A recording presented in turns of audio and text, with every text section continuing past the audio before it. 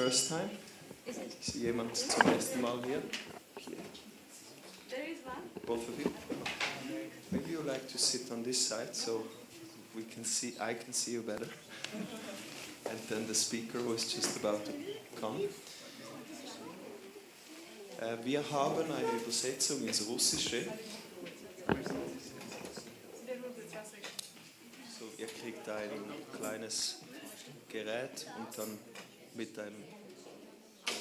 Nein, ich glaube, das ist gut. Ist da jemand, der oder die kein Englisch versteht? We all understand English. Today's presentation will be in English, as usual.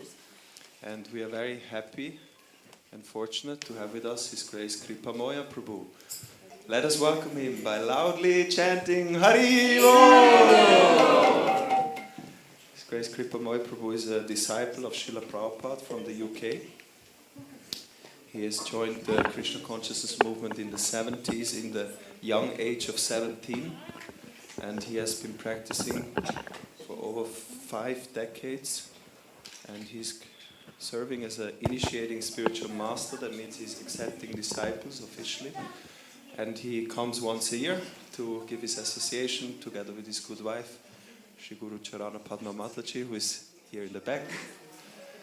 We can also welcome her. Haribo! And by the way, maybe some of you know Janavi Harrison, the famous Kirtaniya. That's their parents. So she's very popular and famous, even outside of ISKCON, singing beautiful kirtan. Thank you. And Prabhu is giving a presentation today. It changed a bit. We had some announcement in the newsletter. And I hope I can still remember the title, which I just heard a few seconds before. The culture, Prabhu, you need to help me. The culture which makes Krishna your friend. The culture of making Krishna a friend for life. Does that translate well? I'm not going to translate it. Okay. It's about Vaisnav culture, the culture of making Krishna your friend for life. Yeah. So thank you so much for taking the time, Prabhu, and if you please enlighten us. We also have maybe that's good to mention, we always have a time for question and answers. So please, if something comes up that's not clear, or maybe some deep question is stimulated, remember it. In the end, you can ask the question. Thank you, good. Hare Krishna. So how many of you, just to give me a flavor of who you are, how many of you come regularly? Would you say every week? Every 2 weeks? Every year? Only when there's a good feast? Who's in the wrong building? Okay. And how many of you are from Zurich? And how many of you came from a long, long way away? Anybody from Geneva? No. From? How far is that? It's like 3 hours. 3 hours. You came 3 hours to come here today? Oh. What's your name? Jimmy. Now I'm very, very nervous now. Now I have to produce something that's worth a 3-hour drive.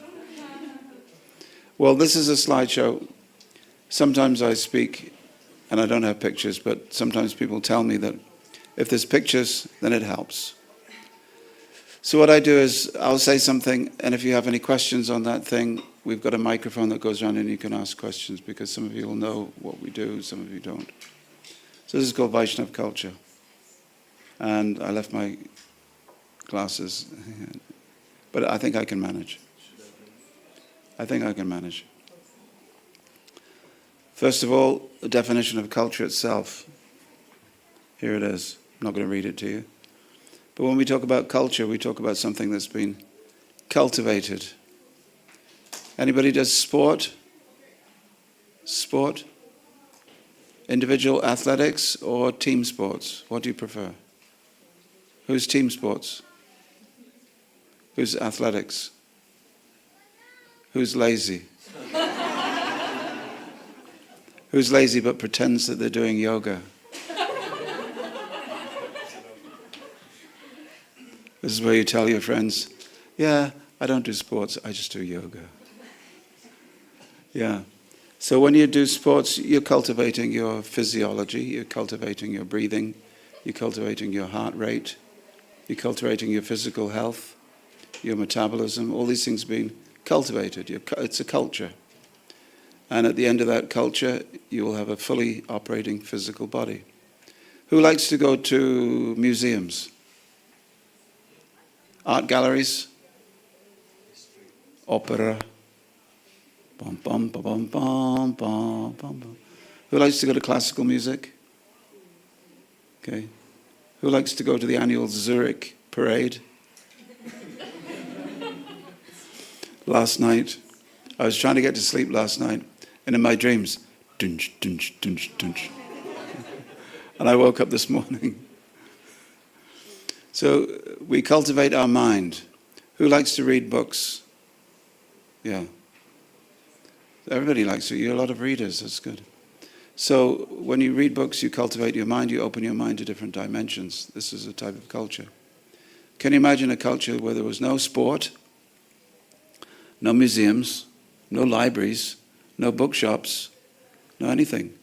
The only thing that you were allowed to do is cultivate crops.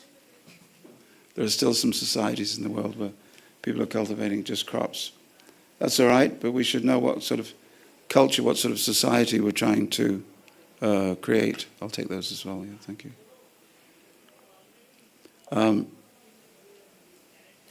So, that's what culture is. I'm going very slowly. Culture is also described as our intellectual achievement. You know, you see the way I'm dressed with the shirt and the dhoti, and sometimes I do weddings. I conduct priestly functions, I conduct weddings.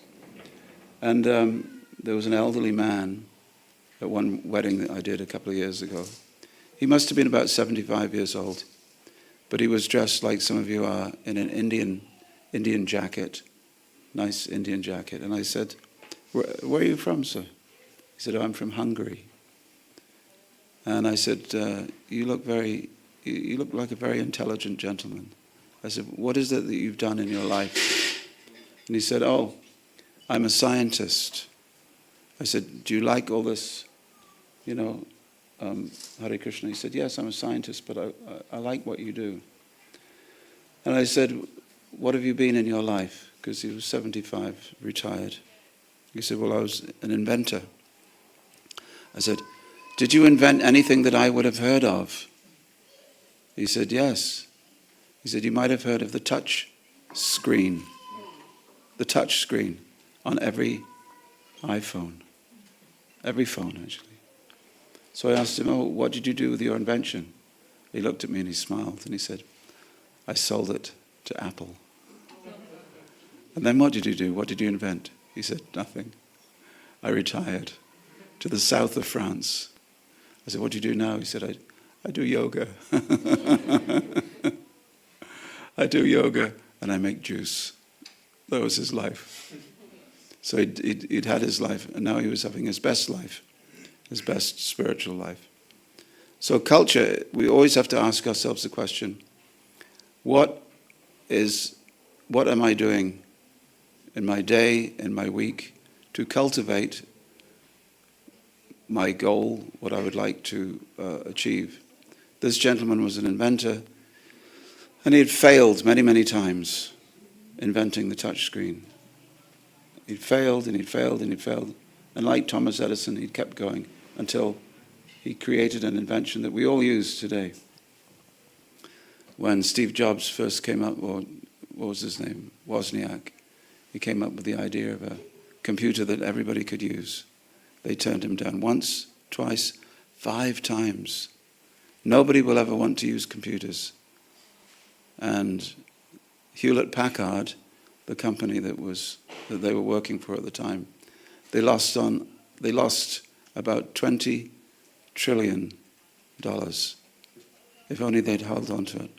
Now, interestingly enough, I went to a function in the same week as I met Mr. Touchscreen. I was invited to another function we have this castle where the royal family lives. It's called Windsor Castle. So we were invited to that function. And I met someone. I said, I always ask people, what do you do? What's your name? Where are you from? And what do you do? I find it helps. And then they said, I was the head of a telephone company called Nokia. Do you have Nokia in Switzerland? Well, we used to, not anymore. And the reason you don't is because I told them I just met this inventor last week. And he said, oh yes, I remember that. And he went like this. He's the head of the company. He said, when we got the first offer for that invention, my boffins said to me, women will not like the touchscreen. I said, why? He said, because when they use powder on their cheeks, it'll come off on the glass of the phone. So we turned it down. We said, women will never use it. And we lost tens of millions, even billions we lost. So good decisions, bad decisions. So cultivation, we're all aiming for something. What are we aiming for? Top physical fitness. We're looking for top intellectual fitness, top financial fitness. We're all looking for something. And whatever you do on a daily basis or a weekly basis, that is your cultivation. And your cultivation becomes your character becomes your choices, and your choices become your culture. So individually and collectively, we're aiming for a culture. Now there's one just different aspect. Sometimes people think that spiritual life is all about maybe wearing a robe like this, maybe growing a beard, not you, madam, but growing a beard and having a faraway look in your eye. And instead of going on holiday to the south of France, going to Rishikesh and meeting Guruji. Many people think that's what spiritual life is. See, spiritual life means many things to many people. And the external packaging of spiritual life can look different. But internally, we are trying to free the soul from matter. Trying to free the soul from matter. You know, I as well as doing weddings, I do funerals. And one time, and I also sign passport application forms. In England, if you want to apply for a British passport, I don't know what it's like in Switzerland, but the government asks you to have your application form signed by a lawyer, a doctor, or a priest. So I get asked to sign a lot of passport applications as a priest. Will you be my priest for my passport? Yes, okay. So then sometimes I do British passports, sometimes I do Irish passports, but I cannot, I'm afraid, do Swiss passports. But one day, so when I get a telephone call very often, and it's from the Irish embassy. Hello, is that they always call me Father. Is that Father Kripamoya? I say, yes, it is. I say, okay, thank you. So when this morning I got a phone call from a lady, and I said, is it about a passport? She said, no. I want you to come and do a funeral. I said, all right, what sort of funeral is it? You know I'm not a Catholic priest. She said, oh yes, I know. So her sister had died and she wanted a Hare Krishna funeral. Why? Because my sister always loved the way you sing and dance. She doesn't want a sad funeral with everybody wearing black. She wants a happy funeral. So our job is to please people and to give them what they wish. So I said, okay. So there was me, dressed like this, and 80 people in the room dressed in black. And I didn't know what to say, Catholics. And so I told the story. And I told the story which you may have heard before. It's an old English story about a king who asked his minister what happens after we die? And the minister was thinking carefully, what happens after we die? How to explain it to a stupid king. Kings are generally not quite smart enough to be spiritual. So the minister was trying to think. And then at that very moment, a bird came in that window and flew across everybody's heads. There was a lot of people in the room. And it flew out the other window. See, there it goes. And the minister said to the king, there is your answer. He said, what do you mean? He said, well, the bird is the soul. The bird is your soul. That window is your birth. That window is your death.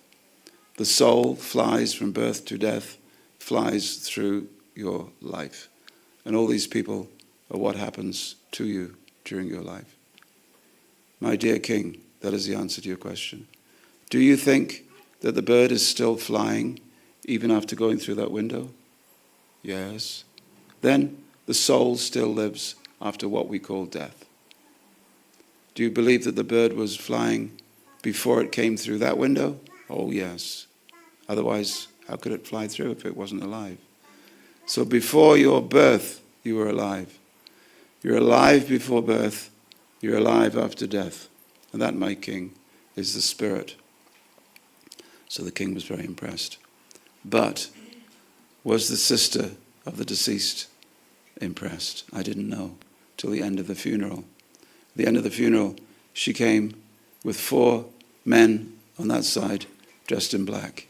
4 men on that side dressed in black. They're all walking towards me. And their faces were like this. And I thought, uh-oh. What's German for uh-oh?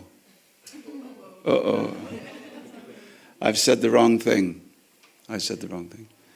But then she said, you know that the story that you told about the bird? I said, yes. She said, that was true. That happened to me last month. Last month she was in hospital having an operation. Her heart stopped and she'd left her body and she was on the ceiling looking down at the doctor who was trying to get her heart started. And as he was trying to get her heart started, it looked as if she was going to die. And so he began to, what's German for swear? Curse. Huh? Fluchen. So he was flukening. He was flukening. And when she woke up, the doctor said, we got your heart started again. She said, yes, but I'm very grateful, but I don't think that you should have flukening so much. He said, I would never fluken. He said, I'm a professional doctor. We don't do that. She said, I heard every word. He said, you can't hear every word because you were unconscious with the anesthetic. You were completely out. She said, oh no, I was on the ceiling watching you and listening to every word. So this is the difference. There is the spirit and there is the body, and the difference is there. So what difference does that make to our happiness? Well, if there's one thing that we want to cultivate, is happiness. So, there is a deer, and my apologies if you've heard this one before. There is a deer called the musk deer. And in the musk deer, there is a little gland about this size, near to his belly button, and it's filled with oil. That oil is worth more than gold because it makes beautiful perfume. But the musk deer doesn't know that it's there. It's completely unconscious of its own beautiful perfume. But during the springtime, the perfume starts to leak, and the musk deer goes. And another musk deer on the other side of the hill where the deer lives, they also start, and they start running towards the perfume because they don't know that it's coming from inside them. So they're all running around the hill looking for this mysterious perfume that's coming from within them. And the yogi is sitting there at the top of the hill and he's looking and he's thinking, this is material culture. Material culture is the chasing happiness, which is within, because the soul is within, and the soul is by nature ananda. Ananda mayobhyasa. The soul is made of bliss. Can you imagine? Your body is made of bone, muscle, fat, cartilage, all kinds of things. But the soul is made of bliss. So in order to capture my bliss, I'm trying to get bliss through material objects, like the musk deer. So culture means to elevate ourselves to the point where we can understand I am the soul within, and I can begin to experience that happiness.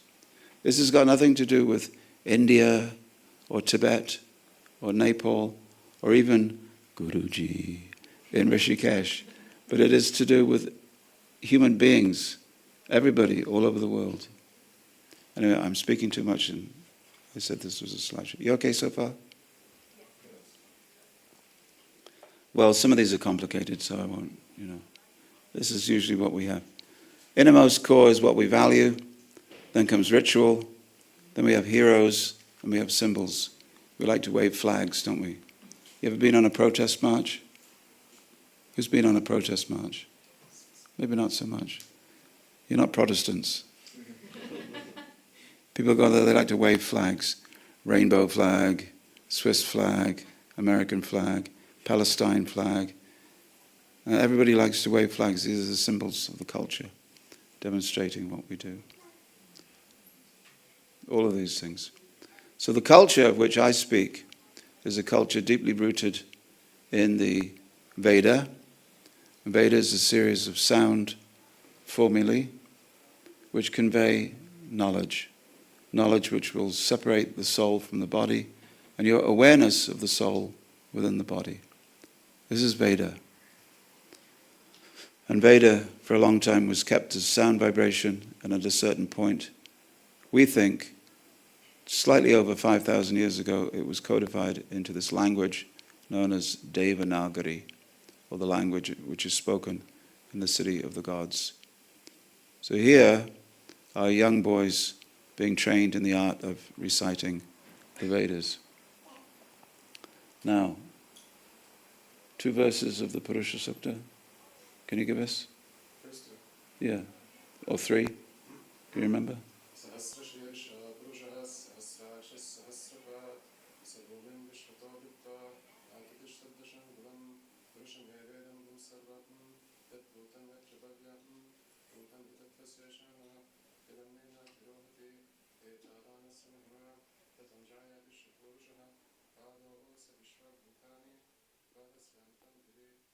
Fantastic. Thank you very much. Round of applause.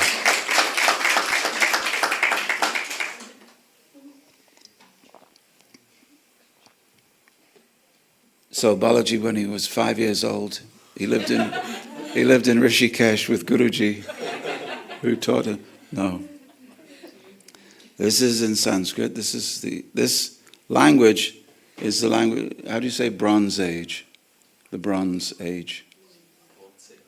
Huh? Bronze Alter. Okay. Zeitalter.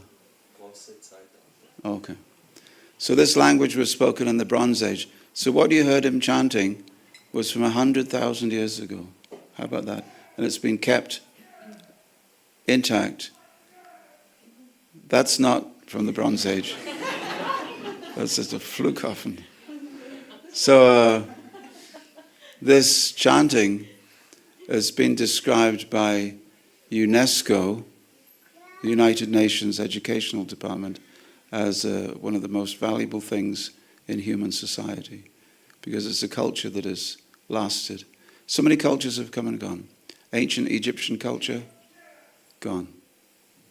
Etruscan, gone. Phoenician, gone. Roman Empire, gone. And I'm very sad to say, British Empire, definitely gone. Third Reich, gone. So many things come, stay for some time, and they go. They were cultures. They had architecture, they had language, they had values, they had symbols, they had flags that they could wave. They came and they went. This culture, 100,000 years, still going strong. What keeps the culture strong is when it discovers its spirituality. Because the spirit is unmalleable. You cannot change it. But all other aspects of human culture can change. So this is, I'm saying too much about each. So boys would regularly recite and learn. So here we have just a few ideas of how this culture changed the world. You have the arrows showing how Vedic culture of the Vedas went to Thailand and Cambodia. The biggest temple in the world is in Cambodia. It is called Angkor Wat. And if you go there, you will see depictions of ancient Vedic and Puranic images from a very long time ago. All the way down to Singapore. Even Singapura is in Sanskrit, Simha, the lion, and Pura, city of the lion, Singapura. And even we think down into, all the way down there, long way down. So what is in the Vedas? There's a lot. Ayurveda, health, physical and mental health. Did you know there's certain herbs that you can eat, things that you can do that will prevent bad mental health or poor mental health? We are in the middle of a mental health crisis worldwide. Worldwide there's a mental health crisis. Where in the Vedas there's a formula for dealing with that. Foods, cooking, healing, education, agriculture, all of these things. Very helpful ideas. All of those. So most of the Vedas just tell us how to have a happy life this time round, and there is a life after this one because the spirit keeps on going. Spirit keeps on going. We have many... one time in England there was a television company and they wanted to make a film about children who remember their last life. Many, many children come to their mother, usually their mother, before the age of 8, and they ask their mother this question. It's happening all over the world. Mummy, Mama, where's my other mother? Where's my other mother? The one with the brown hair. The mother has black hair or blonde hair. She said, and the mother at that point, she can either believe it or not believe it. So this television company was asking me, why is it that in Eastern families we find that children and parents allow this to develop, and in Western families it gets cut off? And I said, because at that point the mother says, don't be silly. I am your only mummy. I'm the only mummy that you've ever had. Don't be silly. And the child then pushes down memories of a previous life. But in other cultures, especially in India, Thailand, Tibet, in Tibet, people believe in reincarnation just like cabbages. Just like sauerkraut. I'm just going out to buy some sauerkraut.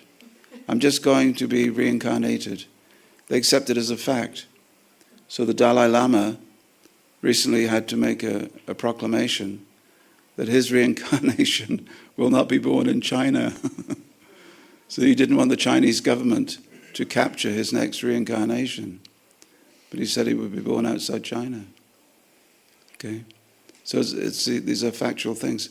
And there was a young boy, and he started having nightmares when he was 2 years old. And he started shouting that he was in a plane that was burning, and it was falling through the sky. And the mother and father, they were in Georgia, in the American state of Georgia, and they couldn't figure out any way to control these nightmares that the little boy was having. But then he started drawing pictures of planes, and he started labeling different parts of the planes. He'd never seen any films. He was too young to read a book about planes, but he knew all the different parts of an American warplane. So the mother was Christian, the father was Christian, and they said to themselves, we don't believe in a life before this one.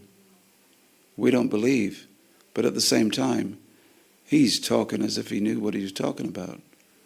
And so they started taking him to different places, and eventually they found out that in his last life, he'd been a Second World War pilot.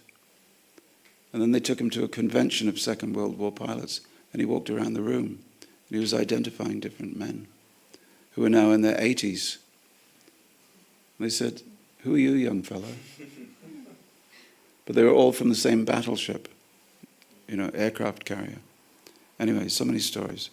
So when you accept that as a reality, and it becomes part of your culture, then you're very, very careful. A friend of mine was in Tokyo, in Japan, of course. And his job was, he was selling books about yoga in the street. And at the end of the day, he had some money in his bag. And he went to make a phone call. And he left the bag and all the money in the telephone box. And then he took a train out to the hotel where he was staying outside Tokyo. And then when he got home, he realized he left all his money and the bag and the rest of his books in the telephone box. What do you think would happen? What would happen in Zurich? Would it be there when he came back in the morning? Maybe. Actually, Zurich, you have some decent people here. I'll tell you what would happen in London. It would be gone before he left the telephone box. So he went back the next morning.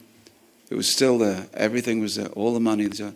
And he asked the man in the hotel, he said, why is it that nobody in Japan will take this bag of money from the telephone box? He said, well, sir, people in Japan, we believe that there's a life after this one. And if you steal something that belongs to somebody in this life, in your next life, you'll have that taken from you. They don't want that to happen because they believe in reincarnation. Reincarnation has great social benefits. Great benefit for the police force. Imagine. Anyway, let's go forward. We're going to go forward a little faster. So a small portion of Vedas is about progressive spirituality. Vaishnavism, what Hare Krishna is based on these books. Upanishads, Puranas, Itihasas like the Mahabharata and Ramayana, and Pancharatra. Pancharatra has a lot to say about installing deities in temples and ringing bells and offering puja and bowing down and different things you can do, can't do like that. That's Pancharatra, to put it very simply. So Vaishnavism has two forms. A life-transforming yoga practice with deep commitment, or popular religion. So when Vaishnavism is popular religion, people normally call it Hinduism or Sanatana Dharma. When it's life-transforming, seriously taken up with deep commitment, then that is the life of the Vaishnava. Is Hare Krishna religion? Well, it depends what you mean when you say the word religion. I think you've had this discussion before. Religion has a lot to do with Latin, or the word religion. If you take your finger, try an experiment now. Take your finger like this, and go behind your knee, and feel behind your knee. Can you feel something hard? This is called a ligament. A ligament. And what joins your lower leg to your upper leg. Okay. I'm not being too scientific, am I? So a ligament, what joins two things together. And so that comes from the Latin word ligare, that which joins, ligare. Okay. Not the name of a movie, ligare. But religare means to rejoin something. So religion, religare, means to be rejoined to the source, to the divine. So yoga is the same. Yoga means a path where you're joining together. From yoga we get yoke. Yoga. So it's a rejoining of the spirit to the Supreme Spirit. Let's see if I've got any more pictures. This is all for people who... Spirituality is about the internal transformation. Religion often tends to be seen as external first. So, what are the elements of Vaishnavism? Well, the perfection of existence is called sadhya. Sadhya. And in yoga, sadhya means samadhi. Samadhi. Where the inside and the outside are completely the same. You're completely in a state of balance, completely in a state of bliss and peace, completely in a state of non-duality. You're not pulled here or there by sensual desire. Samadhi. So that is sadhya, or perfection. So once you know what you're going for instance, I left London to come to Zurich. Okay? It's lucky that I got on the plane. When we were in America, my wife and I was in America. We were coming back. We almost got on the wrong plane. We almost, instead of a plane for London, I almost got on a plane for Ethiopia, which was not advisable. So I always check now. Sometimes people say, Guruji says, all paths are one. All goals are one. There are many paths of the mountain. They're all the same. Okay, well, let Guruji get on a plane and make a mistake about where he's going. He'll end up in Ethiopia. Not a bad country, by the way. I was there. But if you want to go to Zurich, you have to get on a plane to Zurich. So you have to know the sadhya. The sadhya is Zurich. That's the perfection. When you reach Zurich airport, you're in the right place. You've reached your goal. Getting there is called, the process of getting there is called sadhana. Sadhana is the means of getting to sadhya. That's all it means. So here she is. She's getting all the way. She's doing her sadhana.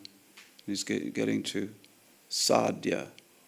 Something to be accomplished. There it is. That's the track. This is an aqueduct bringing water down to Rome. Here's a statement by A.C. Bhaktivedanta Swami Prabhupada. In modern times, the greatest contributor of ancient Indian wisdom to all over the world, actually. He traveled the world for 12 years. He went around the world 14 times. He started 108 centers where people could learn about this stuff and practice it. And he said, religion means to know God, the highest perfection of existence, and to love him. That is religion. Nowadays, because of a lack of training, nobody knows God, what to speak of loving him. So this may sound like religion, but actually, within the Vedas, it's yoga. So people go into religion and they talk about different aspects. I don't know, this was meant for another group of people, but you look like intelligent people, I might as well do. Here's Dr. Ninian Smart of Lancaster University. This is how we analyze what people are doing in religious circles. It's the doctrine, what you believe to be true. It starts off with believe to be true. If you start with belief, then you perform an action based on your belief, isn't it? What's the time when we stop for a feast? The feast is at 5. Feast is at 5. Yeah, so it's 20 to 5. I believe, and you can tell me whether you think I'm wrong, but I believe, I have a strong belief that the feast will be served at 5 o'clock, because I've heard it from good authority, namely him who's just told me. So if you share my belief at 5 o'clock, you'll start looking at your watch, and then you'll look at me and you'll go, you know, I don't know if you do that politely in Switzerland. So based on your belief, you do actions. Then comes experience. What do you experience? Without experience, spiritual life or religion means nothing. It's just a ritual. And in that case, it will be empty ritual because you're not experiencing anything. Okay.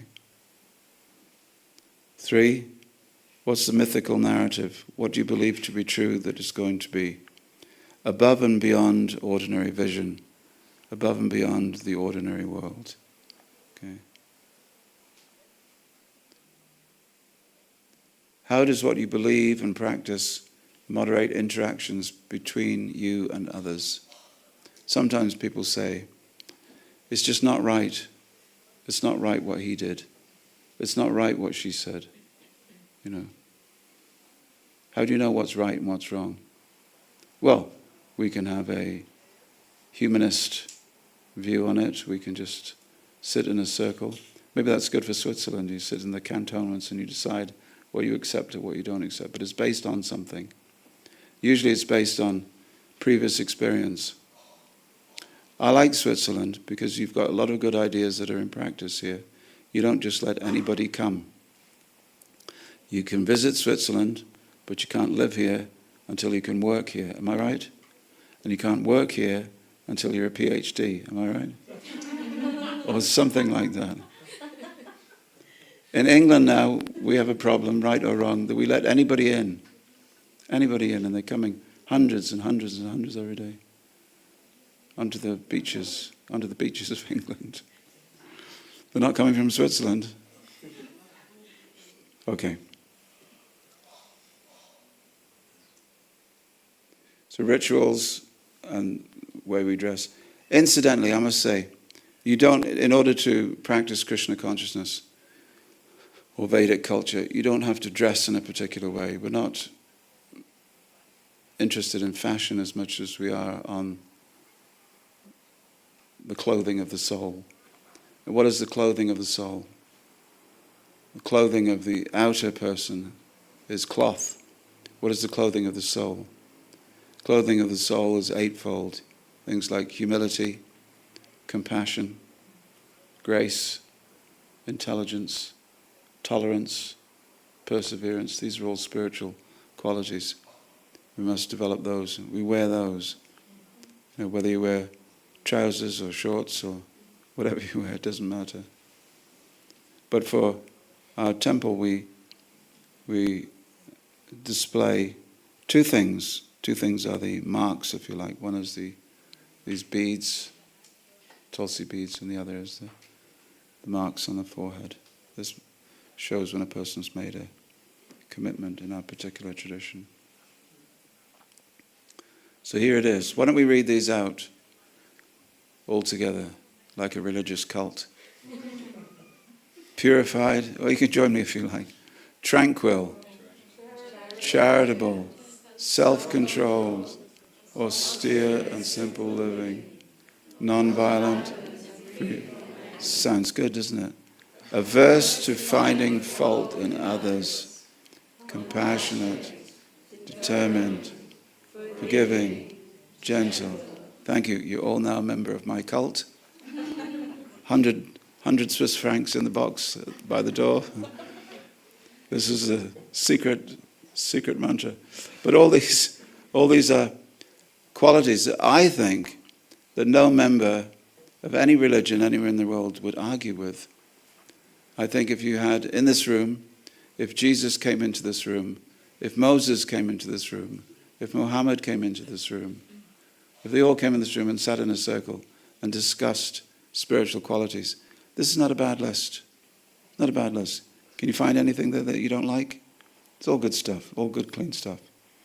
And the world really does need individuals who are prepared to become transformed in this way, but also society. If we can develop within society, whether it be Zurich or London or New York or Los Angeles, if you can develop within the city, people look at each other with purified vision, tranquility, people being charitable to each other, people controlling themselves, simple living, cut down the violence, no road rage, no anger unnecessarily. Don't find fault all the time in other people. Look at yourself first. Develop compassion.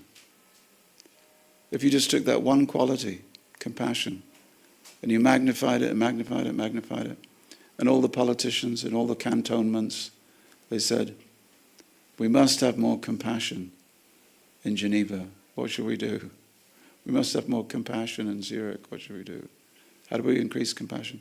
Compassion I believe is the one quality which, if increased unlimitedly, would not harm us, would not harm us. If we became radical Veda yoga practitioners, they're radical people that become radicalized. What do they believe in? Well, they believe that everybody should be more compassionate, and they're roaming the streets, helping people become more compassionate. No one would complain, is it? There'd be no bombs. Nobody would be chased. There'd be no violence. Compassion. All right. So I'll rush through the last part. We got that? Yes, okay. Here's something Muhammad Ali said. I am the greatest. No. Actually, my wife, there she is at the back. Do you want to tell us the story when you met Muhammad Ali? She met Muhammad Ali once. You know Muhammad Ali, the boxer? Yeah. Tell us what he said.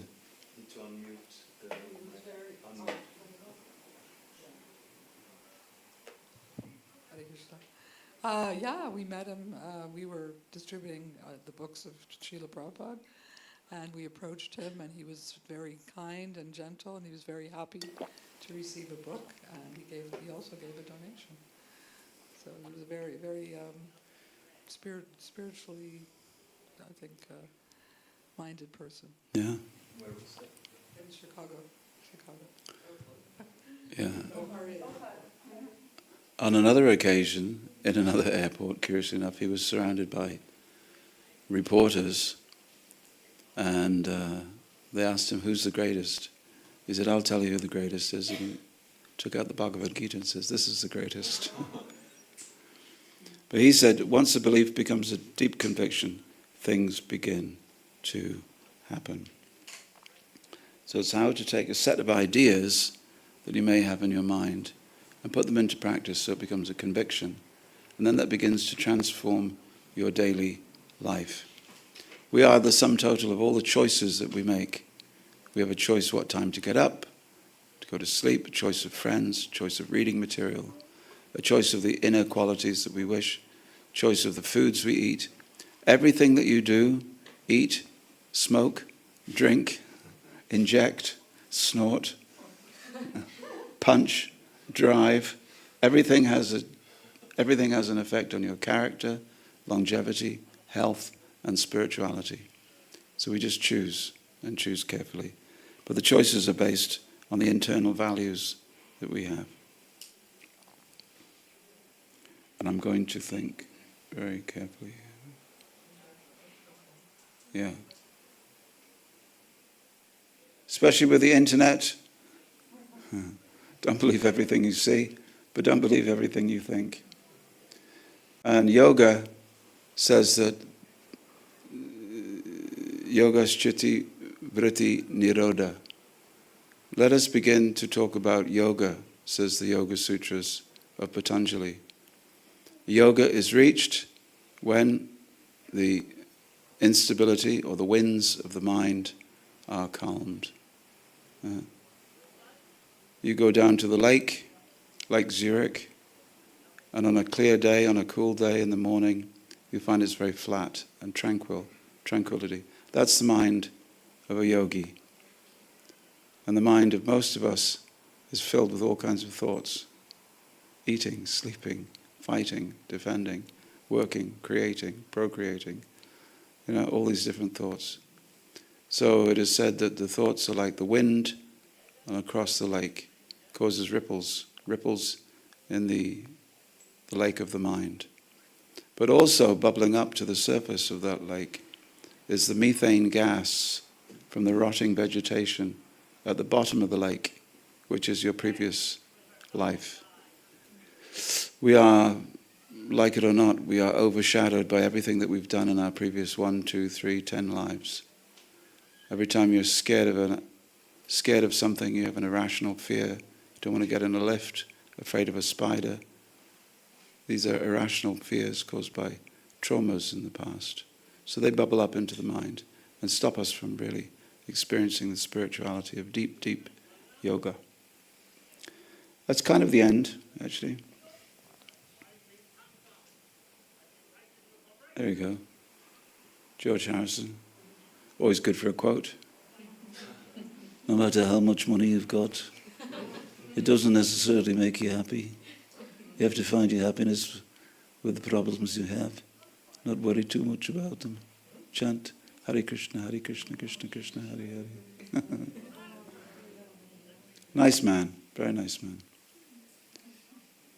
And these are nice people too, look at them all. Not a great wardrobe, not a great variety, but nice color range, pretty happy.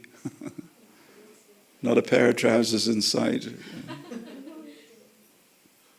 But very delighted. There is a genuine ecstasy which comes from chanting Hare Krishna.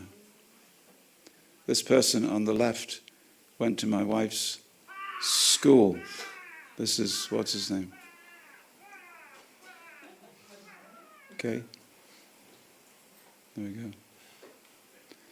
If one is prepared to accept his mercy unlimitedly, then he is prepared to give it unlimitedly. There's a reciprocal arrangement with the divine. Once yoga has been reached, you're in a relationship. You don't merge. When a green bird flies into a green tree, the green bird does not lose its individuality. It remains a green bird. So when the soul goes into the divine, it doesn't lose its individuality, but it enters into a spiritual relationship with the divine. Very blissful. There you go. Angkor Wat. Ancient world reminds us of these ancient values that we've been talking about. And Radha and Krishna. Even today, TV series in India which just had millions and millions of people watching. Even as we speak, there's a film about Narasimhadev, the incarnation of Vishnu. It's already made millions around the world. Blockbuster film. About what? About Vishnu. This is a day's worth of sweets at the Tirupati temple. That's the number of pilgrims in India who are interested in waiting up to 6 hours to go to a temple. And he's called Pranabandhu Das, who cooks for 2,000 people every Sunday. And when we have a big festival at Bhaktivedanta Manor, we feed, drum roll please, drum roll. We feed at Rath Yatra, in London Rath Yatra, we feed 15,000 people. That's not bad. But when we have Janmashtami festival at Bhaktivedanta Manor, 35,000 people. Haribol. And at Kumbh Mela, the boys from Chowpatty Temple in Bombay, they fed every single day 100,000 people. Can you imagine cooking for 100,000 people? Pots the size of a house. You have to get inside the pot and drive around on a little tractor.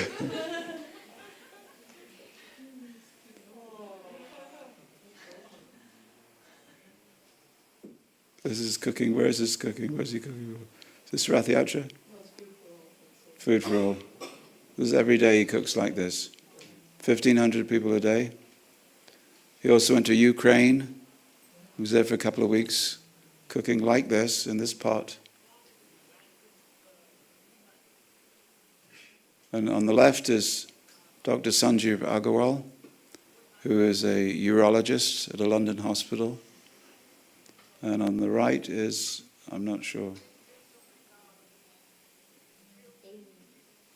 Amy, is it? Oh, it says Amy, okay. Oh, yes, of course. There's another operation. So this is all about Vaishnavism in action. Developing compassion, a good way to develop compassion is feed somebody. So this is just the different ceremonies. That child is not being hurt, by the way. This is the Veda school where they're learning. And up at the top of the right-hand corner is a marriage taking place, like that. So it's a beautiful culture. Is the Sri Yantra? Maybe not. But different aspects of the culture. This is the annual parade through London. This year we had 8,500 people on the parade. No techno. All no digital instruments. Just probably know some of the people there. And this is in America. These children, the interesting thing that these children are, the teenagers, they're all Mormons. Have you heard of Mormons? Do they have them in Switzerland? Yeah? Latter-day Saints Church. And they come to this festival. It's in Salt Lake City, Utah. Yeehaw! Despite what you see at the background, that's a modern temple. But 20,000 kids come for this festival. What is the festival? It's called Holi, or the Festival of Colors. They throw different colors. Does it make sense? No. Do they like it? Yes. And of course there's music all the way through. What else is part of this Vaishnava culture? We are definitely finishing now. India, pilgrimage. And that's it, I think. That's it. Thank you very, very much. This was just to advertise that you can come to India with us. And if you give us a wave, Tara. Tara's there at the back there. He's been running trips to India for how many years? 14 years. Never had an unhappy customer. So if you want to go, if you want to go to India with him, that's fine. But he's leaving in a few days' time. But to experience Vedic culture, it is life-changing. All right, should we have a couple of questions in 1 minute? 1 minute. Anyone has any question? You can do a lot in 1 minute. Go ahead.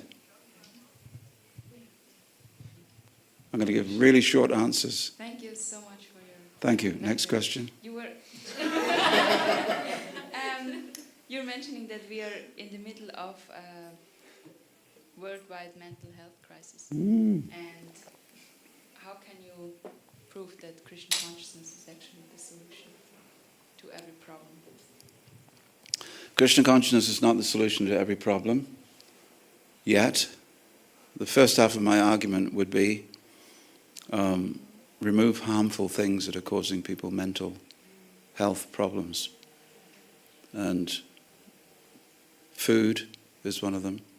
Food can lead to anxiety. Certain types of food can lead to anxiety, depression, long-term inability to socialize, all of these things. I have a psychiatrist friend who does a podcast. Her name is Chitti Shakti, or Dr. Chetna Kang. He's got this amazing analysis of how the modern mental health crisis is a cross-product, an integrated event that has many different tributaries, many different factors involved. The way we eat, the way we sleep. It used to be, for instance, that midnight was the middle of the night. Now, put your hands up, and you can be honest. No, not yet. Put your hands up if you regularly go to bed at midnight. 12 o'clock at night. If you regularly go to bed at midnight. No? 11 o'clock? Oh, you're all yogis then. All yogis. So, there are optimum times for spiritual growth, and one of them is before the sun rises. Very good. It's a golden hour there before the sun rises. If you do meditation during that time, you'll... But the modern practice, if we agitate our minds with our phones last thing at night, first thing in the morning, we're agitating our minds. There's no tranquility. And then we agitate our mind with TV and internet during the day, and social relationships are debased, and we harm ourselves by watching constant mainstream media news, which is all bad things happening. Why? Because it's easier to report on bad things. We know people want to hear bad things so that they can feel how good their life is. So if I can watch TV and it's about an explosion, a tsunami, a nuclear meltdown, a war, famine, it makes me feel safe here in Zurich. But it doesn't. But your brain doesn't know. Your brain doesn't distinguish between what's happening to you and what's happening to others. So your brain is filled up with residual bad news, and it has an effect, an accumulative effect over a number of days. Thank you. One more. Then I have a residual appetite that's taken me forward for. Do we have a vegan feast, vegetarian feast? The vegan options, very good. Who's a vegan? Everybody vegan? Who's a vegetarian? Okay, that's why there's vegan options. You vegans haven't won yet. You can win them over by bringing more vegans here. One more? Okay. Well, I will say thank you so much, because I had absolutely no idea what I was going to say to you. At the last minute we thought, yeah, let's show them a slideshow. So I hope you enjoyed it, and I hope some lingering effect might be there. But thank you very much for hosting me.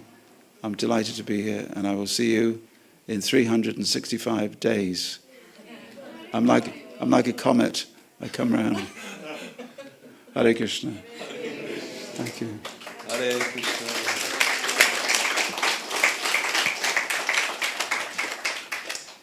Thank you, Kripamoya Prabhu. We have some books of Kripamoya Prabhu in the temple shop. I was informed by Katarina. One is called Sanatan Dharma, and then another one, Guru and Disciple. So if you're interested, you can see the devotees at the temple shop. They're not so expensive, so you can get it today. I'd like to make a quick announcement. Yesterday I forgot. We had a festival yesterday, Balaram Purnim, and I forgot to mention the sponsoring of the feast. It was sponsored by Adi Purush Prabhu, and he was actually sick at home. He couldn't even come. So let us just chant one time for him. Hare Krishna, Krishna Krishna, Hare Hare, Hare Rama, Rama Rama, Hare Hare. Then, before you are invited to take the feast, next week we have a special week. On Saturday we are celebrating Krishna Janmashtami. It's the Divine Appearance Day of Lord Krishna. And so there is a program here.